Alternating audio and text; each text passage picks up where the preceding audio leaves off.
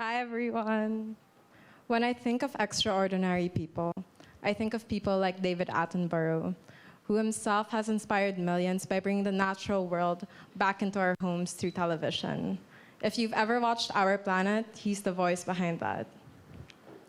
When I think of extraordinary people, I think of people like Jane Goodall, who dedicated her life and career into studying the chimpanzees, and as further along, brought the humans and animals together.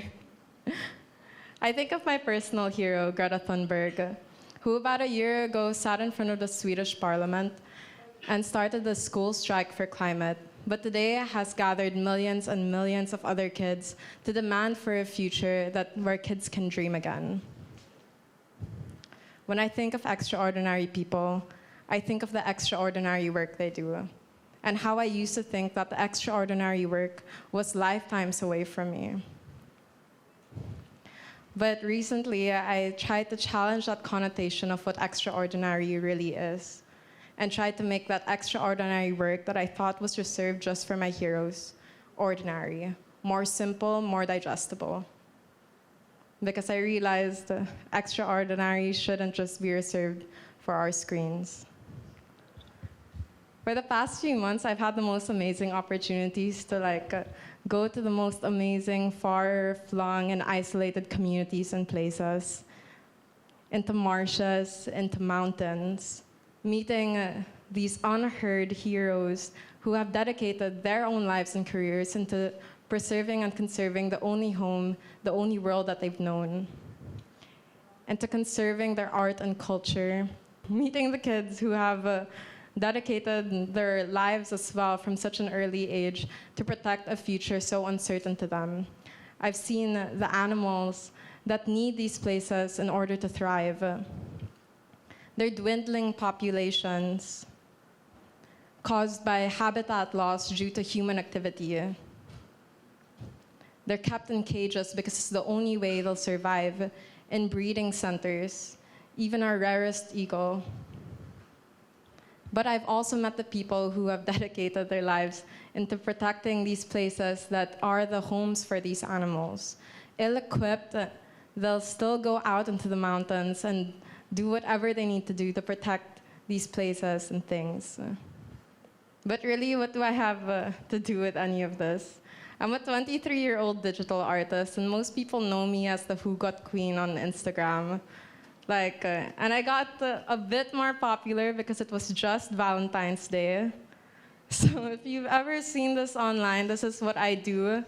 I really talk about emotions more than anything, emotions that people don't necessarily say out loud. And how the system of my Instagram works is that I post a question online, and the question usually goes like, tell me about the time you felt most hurt. Or tell me about the last time you felt like you were in love. And it goes into this huge Excel sheet, and then I pick some of them, and then I draw them. And like I said, it was just Valentine's Day. I hope everyone here had a good Valentine's Day. But if you didn't, I have the perfect art for you. You left me for her, so I'm leaving you for me. Yeah. Or, ako na lang. These are my favorite from the Valentine's Day series. Sana tayo na lang uli. But some of them are also happy. I'll write about you for a lifetime. Yeah. But really, with my art, nothing has really changed, even though my advocacy has. I still talk about things that are unheard of. Because I am a platform to be heard. Because ever since I started this art thing 2 years ago, I realized that people only share that vulnerably. It's because everybody needs a voice. And so my art didn't change, but it did transform into talking about more of this advocacy that I've come to adhere to. This one says, the world did not evolve to let us pretend that we don't know how to save it. I made mini-series like Keeping Up with the Creatures that tell you little facts about the animals that I've heard stories of, like the Palawan pangolin. I just came from Palawan yesterday to try and meet it, and the Philippine crocodile, who I've met also yesterday. And I also feature people who have inspired me to take upon this career and this lifestyle of conservation. Really, without these stories that I've come across I wouldn't be here standing in front of you guys now. And without these stories, I wouldn't have acted. A few of my friends and I started this nonprofit project called Fund the Forest last October 2019. And like the introduction said, it's fueled by storytelling. The people we meet on our trips, we get to know, and then we ask them what they need. This is our poster for the Tamarao Rangers. There are 26 of them who go out into hectares wide of dangerous gubat to protect the last rarest buffalo, the Tamarao. We went to Agusan Marsh, where we met the rangers and the Manoba tribe who protect the marsh and all the animals in it. It's the biggest inland wetland in the Philippines, the second largest in Asia, and these people are the ones protecting it. So when we go there, we come back to Manila, tell the stories, and believe it or not, just in a few months after telling these stories, the youth that has heard us out has raised more than 250,000 pesos just by listening to our stories. And what we do with those funds is go back to these places and give back to the tribes, the rangers, the animals that own the stories that we share. This is us in Yangil. This is us in Agusan giving cooking materials, boots, and raincoats to the rangers and the tribes. Because this is really what stories can do. They can really change the world around you.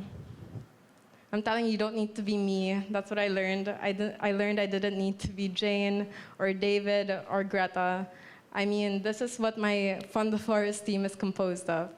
One artist, a writer that works in corporate, a musician that manages 3 bands, a marine bio student who works part-time, a data scientist who's also a DJ and a pianist, an industrial engineering student who owns an ice cream brand, and a management graduate who's working for the trees now. No one in my team had anything to do with what we're doing now, but we still made it work. Because you don't need to be anyone else to be a person that can change the world. I mean, in retrospect, when I was 6, I didn't think I'd be standing here telling you about this. I didn't think I would be a storyteller, even though I'd want to. And nothing naturally led me here. I'm outdoors with flat feet. I'm taking pictures with a camera I'm barely figuring out. I'm an artist without an art degree. And I'm heading a project I had no proper experience doing for. But the life to make a difference doesn't need any more heroes. The world doesn't need perfection, and I'm definitely not perfect. The world just needs people who care enough to make a difference. And that can be anyone. Yay. Thank you.